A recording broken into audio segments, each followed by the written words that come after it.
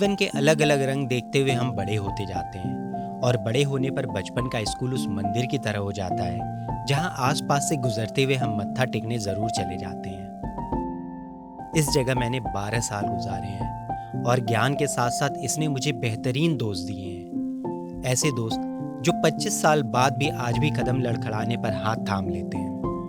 तब न जीवन ऐसा था, न ये शहर, न हम ऐसे थे। नाम की सड़कें थी, चलने को कार की जगह हीरो जेट साइकिल और दिन फोन की जगह दोस्तों के साथ गुजरता था। चंडीगढ़ से पढ़ाई खत्म करके जब बिजनेस स्टार्ट करने यहाँ वापस आया तब तक यहाँ कुछ भी नहीं बदला था और यहाँ का पिछड़ापन आंखों को चुभता था। पर पिछले कुछ सालों में यहाँ विकास की ऐसी पूर्वा हवा चली है कि अब छुट्टी के दिन घर पर रहने की जगह बाहर घूमना अच्छा लगने लगा है। यहाँ के temple, park, mall, multiplex, lake side, boating आदि का अनुभव तो ले लिया। आज हम जा रहे हैं गोरखपुर के नवनिर्मित जूलॉजिकल पार्क। वैसे ये गोरखपुर का मरीन ड्राइव जो लगभग 1800 एकड़ में फैले रामगढ़ ताल के किनारों का सौंदर्यीकरण करके बनाई गई है और आजकल गोरखनाथ मंदिर के बाद शहर वासियों की दूसरी पसंद है।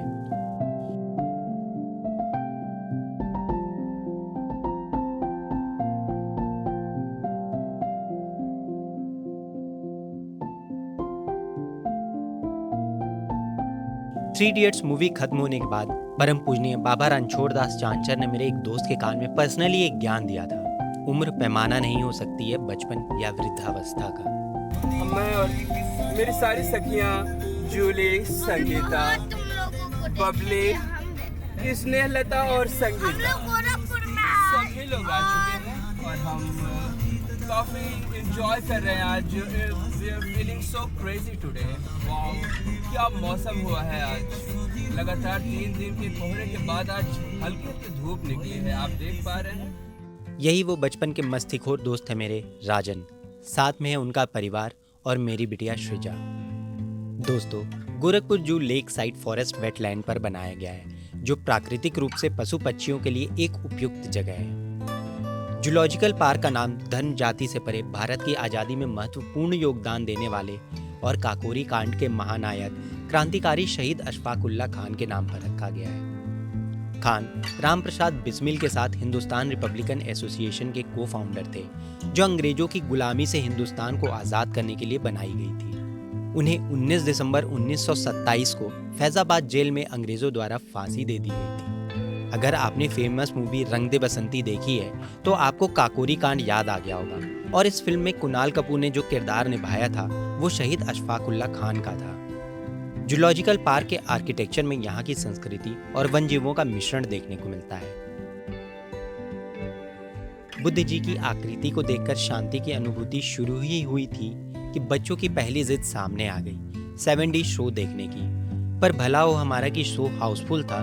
अब उन्हें पुल्हाने के लिए जल्दी से शेर दिखाने के अलावा दूसरा कोई चारा नहीं था, तो हम लेफ्ट साइड से शुरू करने की जगह राइट साइड से शुरू कर चले।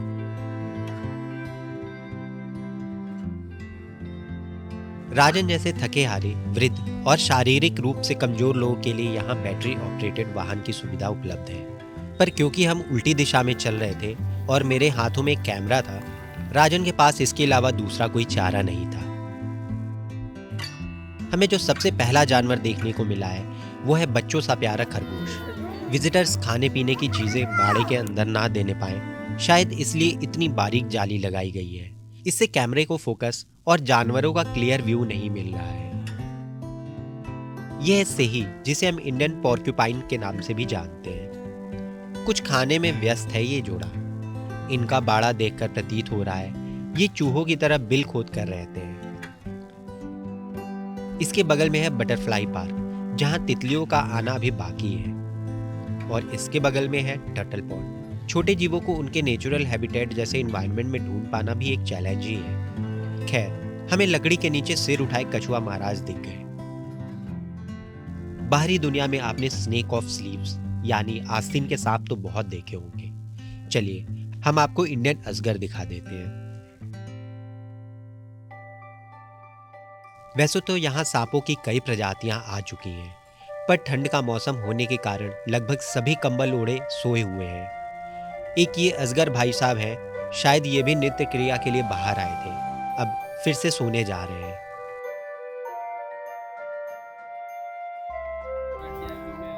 मंकी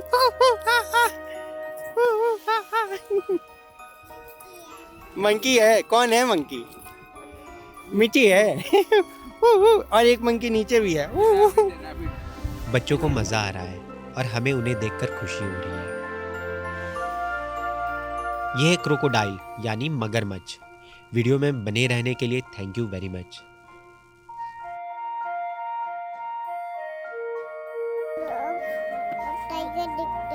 इनके बगल में ही है घड़ियाल का बाड़ा। धूप निकल जाने के कारण ये सभी मजे में धूप सेक रहे हैं। मोस्टली ये इनएक्टिव ही नजर आते हैं।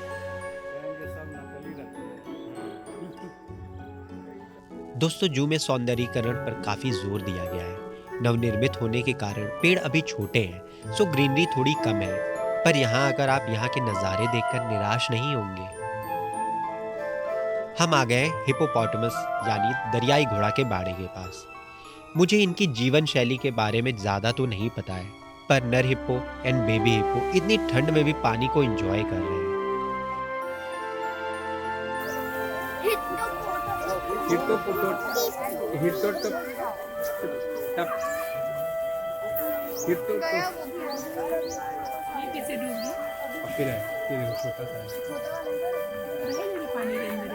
हिप्पोपोटामस है।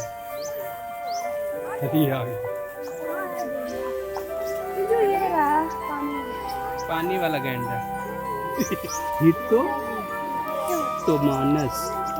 हिप्पोपोटामस बेटा हिप्पोपोटामस हिप्पोपोटामस पोटैटो नहीं हिप्पोपोटामस बाहर आ गया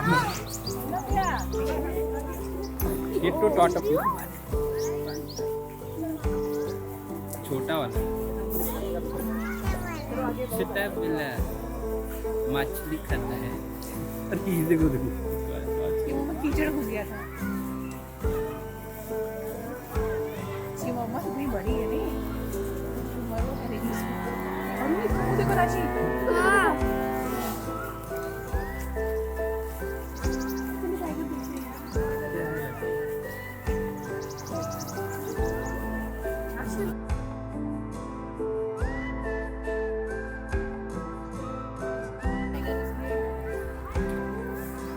यही है टाइगर का।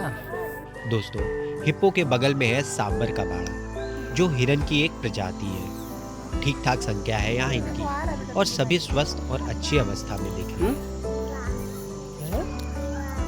जीवास बहुत सही।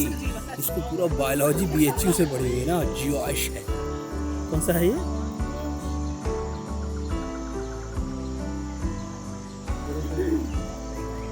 पेड़ों पे हिरन के घोंसले हैं।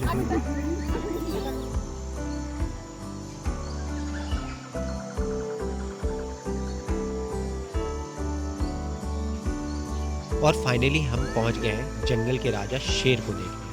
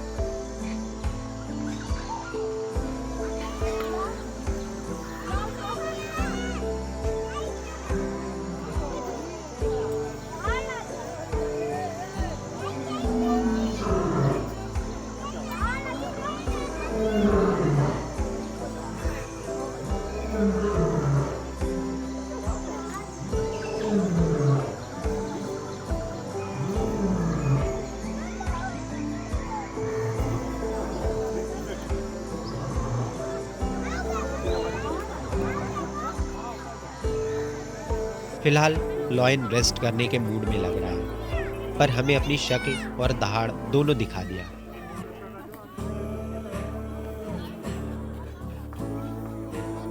क्या देखी? लॉयन। मैडी क्या देखी? कैसे बोला लॉयन?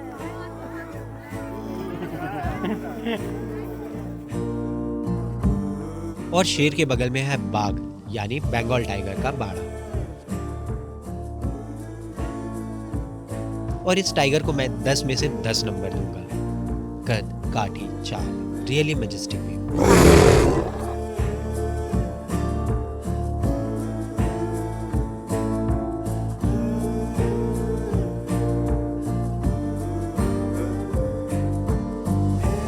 वैसे आज इस टाइगर को देखकर मेरा टेलीफोटो लेंस लेने का मन करने लगा है।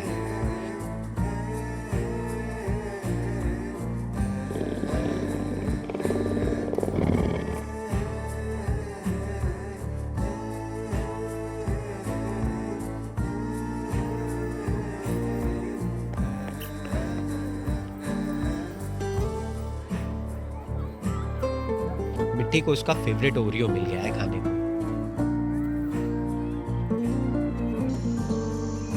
क्या आप गेस कर सकते हैं मैं अब आपको क्या दिखाने वाला हूं?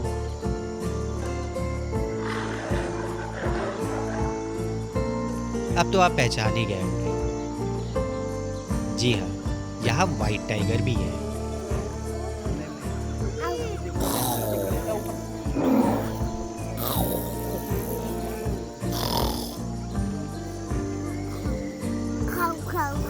ये देखो, उठा उठा उठा उठा,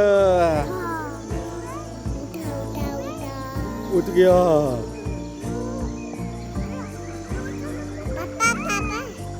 दीदी, व्हाइट टाइगर, व्हाइट टाइगर उड़ गया।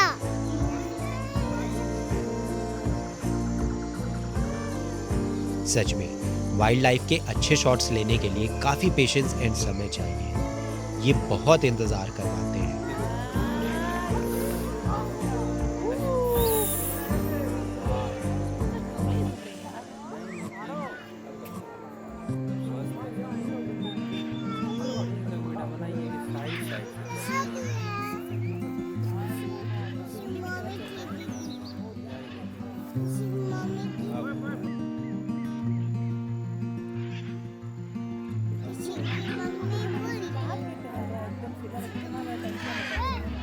खेलने के लिए।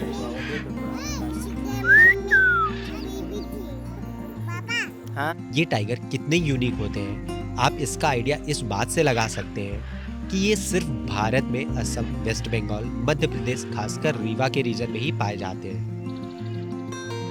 और नेचुरली 10,000 टाइगर के बच्चों पे सिर्फ एक व्हाइट टाइगर पैदा होता है। राजन 1 मिनट पकड़ना, राजन 1 मिनट पकड़ना बेटी, करना बेटा। अरे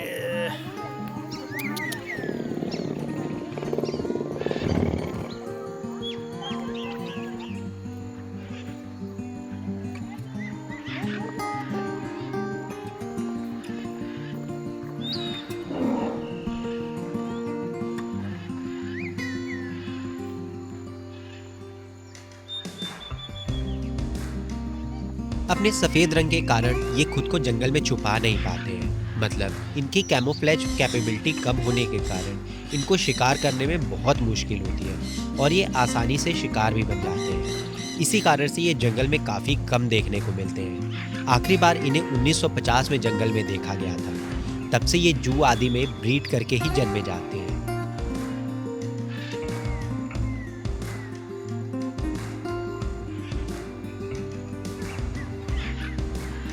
दोस्तों, टाइगर का ये बाड़ा भी काफी बड़ा है और इनके विचरण करने की प्रवृत्ति के अनुकूल है। पेड़ अभी छोटे हैं, पर वक्त के साथ जब ये बड़े हो जाएंगे तब ये बाघों के लिए जंगल जैसा एनवायरनमेंट क्रिएट करेंगे। बाघ के बाड़े से बढ़कर हम पहुंच गए हैं लेपर्ड यानी तेंदुआ देखने। जनवरी की सर्दी में हल्की हल्की धूप निकल जाने के कारण सभी जानवर खुले में धूप सेक रहे हैं, जिस वजह से हमें इन्हें देखने के लिए ज़्यादा मशक्कत नहीं करनी पड़ रही है। और आज हमारी किस्मत भी अच्छी है, जानवर भीड़ भाड़ शोर शराबे से डिस्टर्ब होकर दूर कहीं बैठने की जगह दर्शकों के बेहद करीब आकर बैठे हुए हैं। इस वजह से ही इतने प्यारे प्यारे शॉट्स मिल जा रहे हैं। और लिपर्ड तो अपनी सारी शरारतें, सारी अदाएं दिखाने को आतुर दिख रहा है।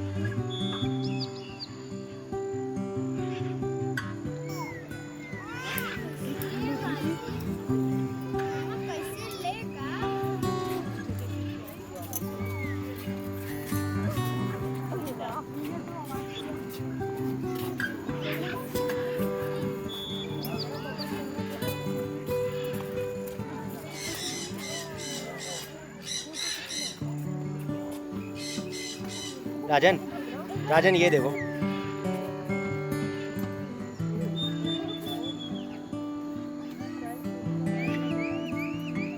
दूसरा तेंदुआ पास के छोटे से बाड़े में किसी वजह से अलग रखा गया है। ऐसा हमने बाघ और दरियाई घोड़ा के बाड़े में भी देखा। ऐसा स्वास्थ्य कारण या जानवरों के आपस में लड़ने के कारण किया गया हो शायद। वैसे देखने में सभी काफी स्वस्थ नजर आ रहे हैं।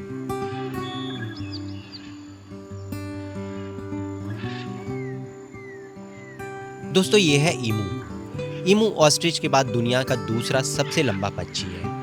ये मुख्यतः ऑस्ट्रेलिया में पाया जाता है। ये 5 से 6 फीट तक ऊंचे हो सकते हैं तथा 40-45 किलोमीटर प्रति घंटे की रफ्तार से दौड़ सकते हैं। ये हफ्तों तक बिना खाए रह सकते हैं।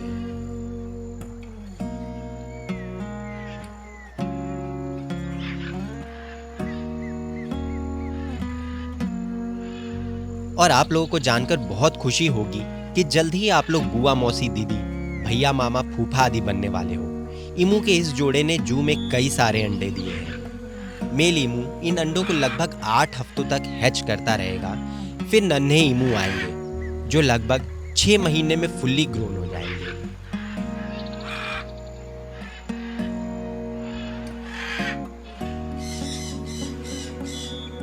इसी खुशी में बच्चे जा रहे हैं कैंटीन में कुछ स्नैक्स खाने।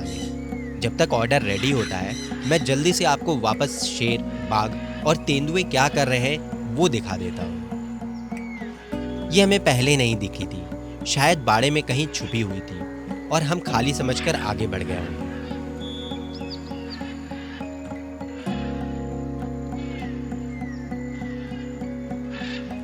तेंदुए पुरानी अवस्था में ही बने हुए हैं, पर व्हाइट टाइगर अपनी जगह से काफी दूर बाड़े के इस छोर पर आकर बैठा हुआ है।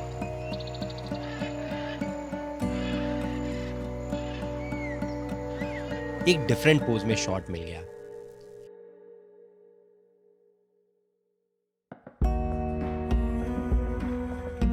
शेर वापस से ऊपर आकर बैठ गया है और पास के बाड़े में ये शेरनी है या बाघ इतनी दूर से कम रोशनी में पहचानना मुश्किल हो रहा है। वापस शेर उतरकर चल पड़ा है।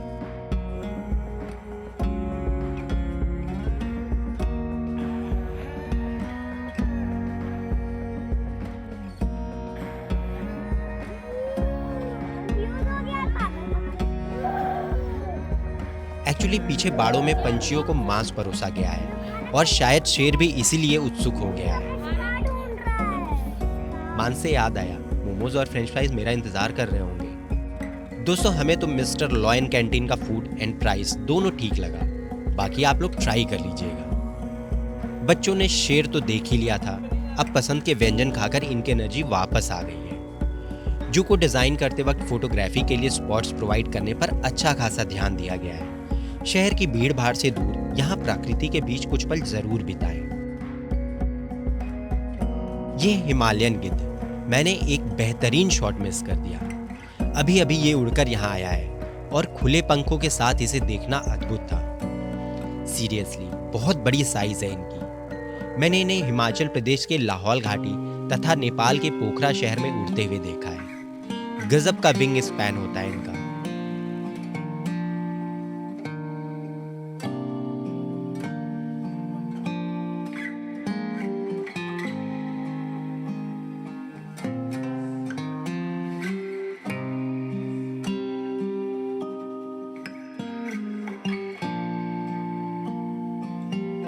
अभी अभी इन्हें खाने को मांस परोसा गया है। चलिए अब जयकाल से मिलते हैं। इनके लिए भी काफी बड़े साइज के बाड़े बनाए गए हैं। और शायद ये इनके इस प्रकार विचरण करने की प्रवृत्ति के कारण है। ये सुबह और शाम के वक्त सबसे ज्यादा एक्टिव रहते हैं तथा झुंड की जगह अकेले या पेयर में शिकार करते हैं। ये पोल्ट्री और छोटे जानवरों का शिकार करने में सक्षम होते हैं, पर ज्यादातर जो मिल जाए वो सब खा लेते हैं, जैसे बीमार मवेशी, पुराना मांस, लिजर्ड, प्लांट्स आदि। देखने में ये कुछ जर्मन शेफर्ड या बेल्जियम मेलानोइस जैसे लग रहे हैं। दोस्तों, ये है हाइना यानी लकड़बग्घा। हाइना की उम्र लगभग 25 साल तक की होती है और ये खुद को प्लेन्स, फॉरेस्ट, डेजर्ट, यहाँ तक कि 13,000 फीट तक के ऊंचे पहाड़ों में भी खुद को अडॉप्ट कर लेते हैं।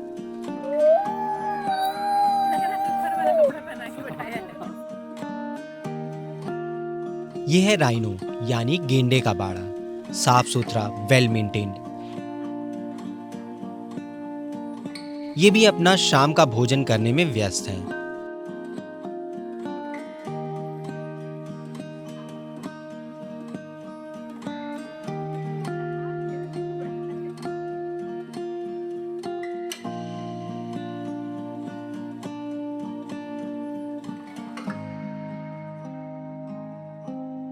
हाँ भाई, भोजन करने के बाद पाचन के लिए टहलना भी तो जरूरी होता है।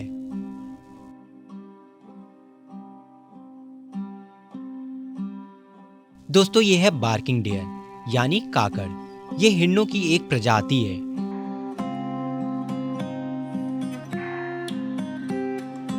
ठीक ठाक संख्या है इनकी यहाँ भी। एक तो हमारे बिल्कुल ही करीब मौजूद है, बाकी परमानेंट शेल्टर के पास खड़े हैं और आवाज कर रहे हैं। ये भारत के साथ Nepal, Sri Lanka, Taiwan, Indonesia, south China, Tibet, Myanmar जैसे देशों में भी पाए जाते हैं।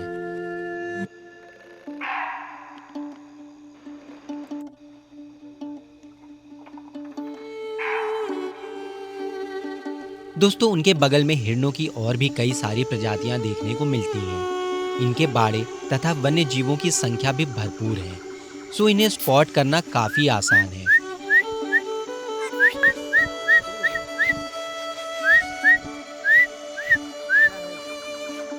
पर शेर, बाघ, तेंदुआ देखने के बाद मुझे सबसे ज्यादा इंटरेस्ट व्हाइट डियर की अच्छी तस्वीर में है, सो हर बाड़े में मैं उन्हें ही ढूंढ रहा हूँ। शाम हो चली है, कहीं जल्दबाजी और अंधेरे में मैं उन्हें मिस ना कर दिया हूँ।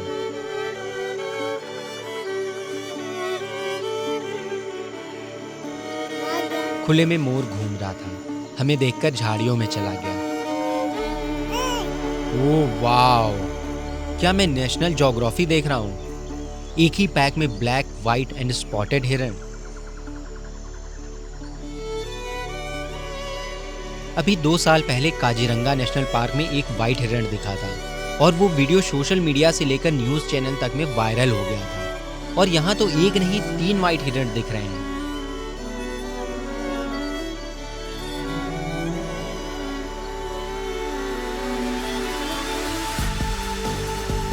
कहते हैं सफेद हिरण को देखना बहुत शुभ होता है। ये खुशनसीबी के साथ संपन्नता लाता है।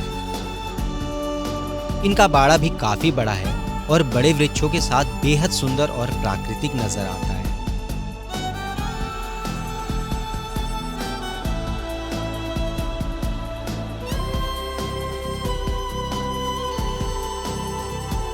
वाह, अल्टीमेट।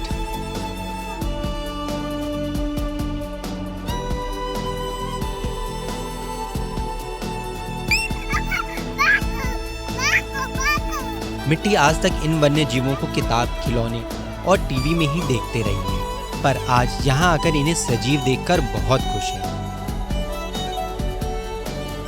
यहाँ हिरणों के और भी कई बाड़े हैं, जिनमें हिरणों की कई प्रजातियां देखने को मिल रही हैं।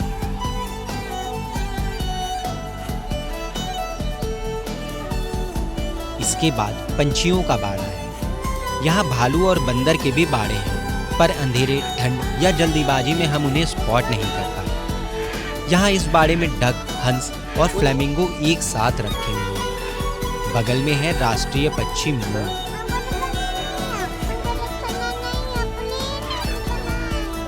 अब बच्चे थक चुके हैं और उन्हें घर जाना। अरे तो मेरे कैमरा क्यों हिला रही हो बेटा? दोस्तों 50 रुपए के टिकट में यहाँ आपको अनेक दुर्लभ जीव देखने को मिल जाएंगे। फुल पैसा वसूल है यहाँ आना, चलो चलो चलो। पर भरपूर समय लेकर आए यहाँ। इन जीवों को देखें, उन्हें जानें, साफ सफाई बनाए रखें और सरकार के साथ हमारे इस प्रयास को सफल बनाएं। मैं दोबारा यहाँ जल्द ही आऊँगा और आपको इनके और बेहतरीन शॉट्स दिखाऊंगा। वीडियो पसंद आया हो तो लाइक, सब्सक्राइब और कमेंट करना ना भूलें। धन्यवाद।